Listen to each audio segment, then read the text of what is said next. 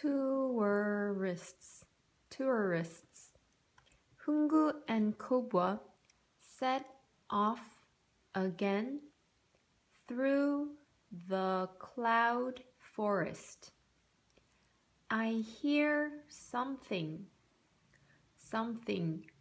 Hungu says, while cocking his head toward the sound.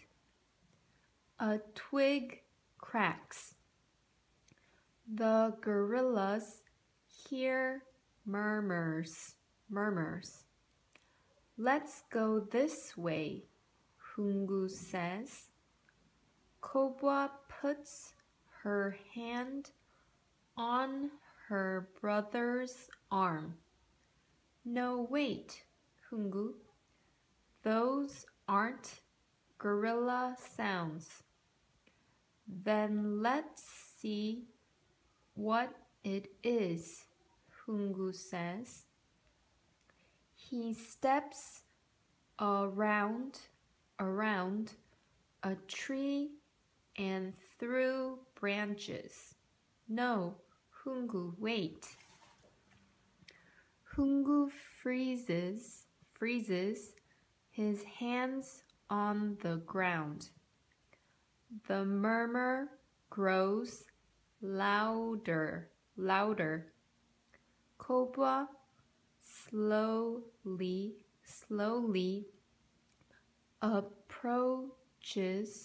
approaches her brother. She peers over his shoulder. Then she relaxes. Staring at Hungu is a circle of humans. They wear smiles and rain slickers. They carry cameras. They do not point guns. Tourists. Kobwa jumps around. She grunts with pleasure. Tourists are fun. Hungu starts to move closer to the tourists. No, Hungu, Kobwa says. It isn't safe to get close to them.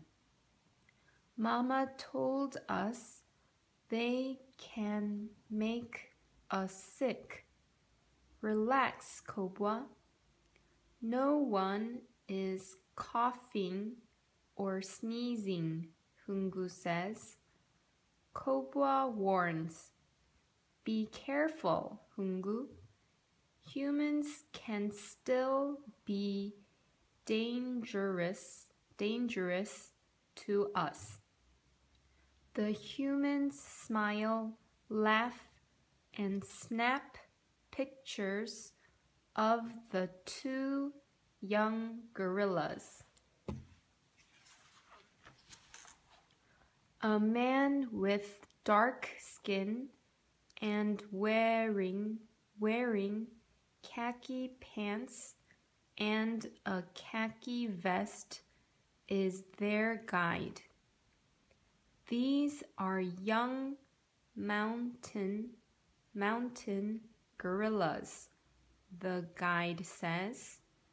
Notice their thick fur. The cloud forest is chilly. Their fur keeps them warm. The forest is especially cold at night. Hungu rubs his hands over his hairy arms. It does get cold at night, Hungu says. Someday these gorillas may grow as tall as 2 meters, the guide says. They will weigh as much as 160 kilograms. The group of tourists snaps more pictures. Gorilla families are very stable. The Rwandan guide says. They can have up to 50 animals. Usually there are only 10 or so. These two must have wandered off. We are playing hide and seek, Hungu explains. Mountain gorillas travel between 1 and 2 kilometers per day. They eat while they walk. I wonder how far these two have traveled, the guide says. It didn't seem very far, Hungu says. Kobwa, I don't think they can hear us. Kobwa laughs. They hear you. They just don't speak gorilla language. Remember,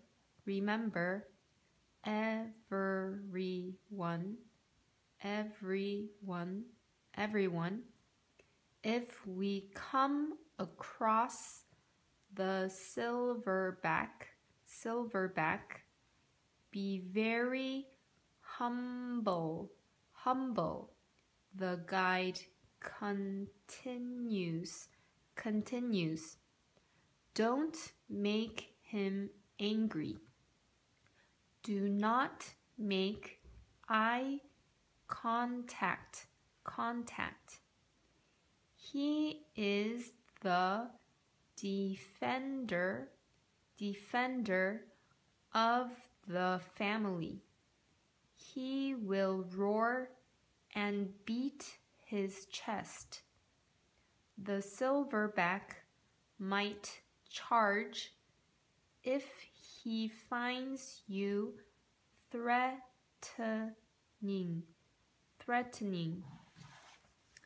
I thought gorillas were very tolerant of people, a tourist says. She has white skin and blonde hair. Yes, they are. Just don't look him in the eye. Move slowly and carefully. Don't give him any reason to get mad, the guide explains. If the silverback comes, the family will be with him, Hungu says. Kobwa nods. Gorillas are closely related to humans, the guide says. Their genetic code is similar to ours, and they share some of our behavior. I love watching humans, Hungu says. He hugs his sister. See? The guide asks. They hug and play like we do. Hungu and Kobwa laugh. Have you noticed their hands? The guide asks. They have a thumb plus 4 other fingers, like us. Aren't they the apes most in danger? Another tourist asks. This one has short black hair and round eyeglasses. Yes, the guide says. Only a few hundred mountain gorillas remain around the Virunga volcanoes. Is that a lot? Hungu asks Kobwa. She shakes her head. Mama says we used to have more family. They used to cross the borders freely. The gorillas are losing their forests to farmland and fuel, the guide explains. People need more land for farming. Farming requires land cleared of trees. They also cut down trees to use as firewood and to make charcoal. Is that true, Kobwa? Hungu asks his sister. Are we losing our home? Kobwa nods. Little by little, people are cutting down our forest. The wars here have also made gorilla habitat smaller and less safe, the guide says. What about poaching? Another tourist asks. Isn't there illegal hunting of mountain gorillas? The guide nods his head sadly. Yes, the government passed laws against poaching. However, hunters continue to roam these forests. This is why we have armed guards. He nods toward 2 young men in army uniforms. Hungu, Mama saw poachers here a few days ago. We had better return to the family, Kobwa says. Hungu nods. You're right. We have been gone a long time. Mama and the others are probably worried. Hungu grunts a goodbye to the tourists. He makes a new path through the bamboo trees. Kobwa follows close behind. I hope we find the family soon, Kobwa says. I'm getting scared. Don't worry, sister. I'm here, Hungu says, puffing out his chest.